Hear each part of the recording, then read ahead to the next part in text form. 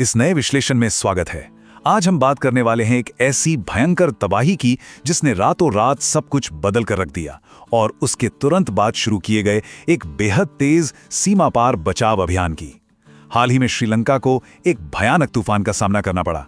संकट की इस घड़ी में कैसे एक देश ने अपने पड़ोसी की मदद के लिए लाल फीताशाही को दरकिनार कर पूरी ताकत लगा दी।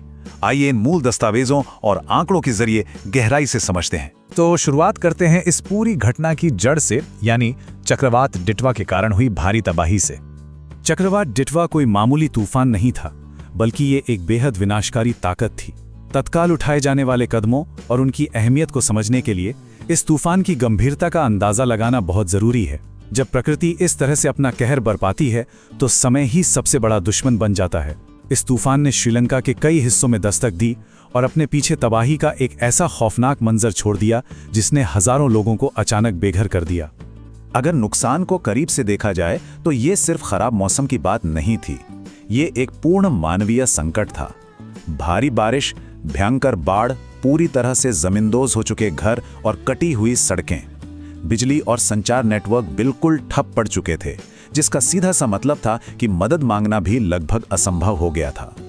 खास तौर पर तटीय और निचले इलाकों की स्थिति बेहद गंभीर थी। एक ऐसा परिदृश्य बन चुका था जहां हर बीतता मिनट किसी न किसी की जान ले सकता था। ऐसे किसी भी संकट में सबसे बड़ी चुनौती वक्त की होती है और यहाँ पर समय सीमा सच में हैरान करने वाली है। आपदा आने और जमीन पर जीवन रक्षक सहायता पहुंचने के बीच केवल 48 घंटे का फासला था। 27 नवंबर को चक्रवात डिटवा टकराता है और 29 नवंबर को भारतीय वायुसेना राहत सामग्री के साथ कोलंबो पहुंच जाती है। ये गति असाधारण है और दिखाती है कि आपातकाल में कितने सटीक और तेज फैसले लिए हैं। अब आइए जानते हैं उस जवाबी मिशन के बारे में जिसे भारत सरकार ने इस संकट की घड़ी में शुरू किया, ऑपरेशन सागर बंधो। ये पूरा मिशन मुख्य रूप से HADR यानी मानवतावादी सहायता और आपदा राहत के तकनीकी ढांचे पर आधारित था। आसान शब्दों में कहें तो ऑपरेशन सागर बंधु का केवल एक ही लक्ष्य था, मानवीय संकट को कम करना और तेजी से जीवन रक्षक सहायता प्रदान करना। इसमें कोई भू राजनीतिक एजेंडा नहीं था, सिर्फ और सिर्फ मानव पीड़ा को दूर करने की तत्परता थी। अब 48 घंटे के भीतर दूसरे देश में इतनी बड़ी मदद पहुंचाना कोई आसान काम तो है नहीं। भारतीय वायुसेना इस मिशन के लिए एकदम सटीक थी। उनकी तेजी से प्रतिक्रिया देने की क्षमता, भारी सामान ले जाने वाले विशाल विमानों का उपयोग और सबसे जरूरी बात, खराब और चुनौतीपूर्ण परिस्थितियों में बिना रुके काम करने का कौशल। जब रनवे क्षतिग्रस्त हो और मौसम खराब हो, तब केवल इसी तरह की उच्च स्तरीय क्षमता काम आती है। ऑपरेशन के लॉजिस्टिक्स के बाद अब देखते हैं कि आखिर कोलंबो की जमीन पर कौन सी ठोस मदद उतारी गई। जो सहायता वहां पहुंची उसका पैमाना सच में विशाल था। पूरे 12 टन। ये सिर्फ एक नंबर या वजन नहीं है, ये आंकड़ा विस्थापित लोगों को जिंदा रखने के लिए जरूरी रोजमर्रा की चीजों को दर्शाता है। ये जीवन रक्षक सामग्री का एक ऐसा पहाड़ था जिसे ठीक उसी वक्त पहुंचाया गया जब एक एक सांस बहुत कीमती थी। अगर इस 12 टन के कार्गो को विस्तार से देखा जाए तो हर एक चीज का एक सीधा और जरूरी मकसद था। टेंट और तिरपाल ने उन लोगों को बारिश और हवा से बचाया जिनके घर उजड़ चुके थे। कंबलों ने कड़ाके की ठंड से राहत दी। हाइजीन किट ने महामारी और बीमारियों को फैलने से रोका और रेडी टू ईट खाने ने तत्काल भूख मिटाई।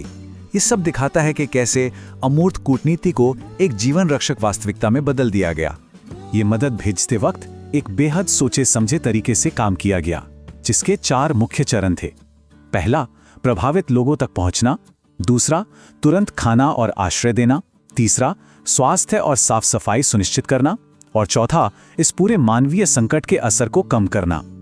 किसी भी आपातकालीन स्थिति में ऐसी ही स्पष्ट स्टेप बाय स्टेप अप्रोच सबसे ज्यादा कारगर होती है।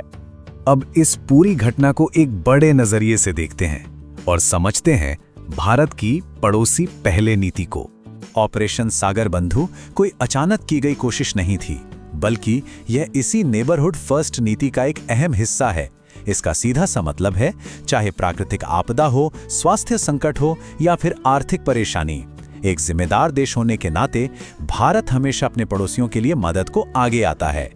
यह क्षेत्रीय स्थिरता के प्रति एक गहरी प्रतिबद्धता को दर्शाता है। और पिछले कुछ सालों के उदाहरण इस बात को बिल्कुल साबित करते हैं।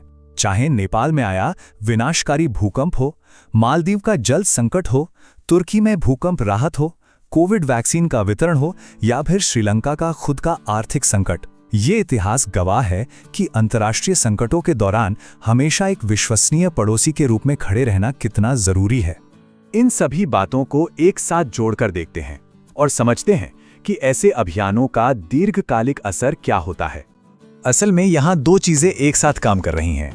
एक तरफ है तत्काल राहत, यानी आज जिंदगियां बचाने के लिए 12 टन सामग्री तेजी से वहां पहुंचाना, और दूसरी तरफ है इसका दीर्घकालिक प्रभाव, यानी आने वाले कल के लिए क्षेत्र में आपस का विश्वास बढ़ाना और सभी को मिलकर ऐसी आपदाओं के लिए तैयार करना।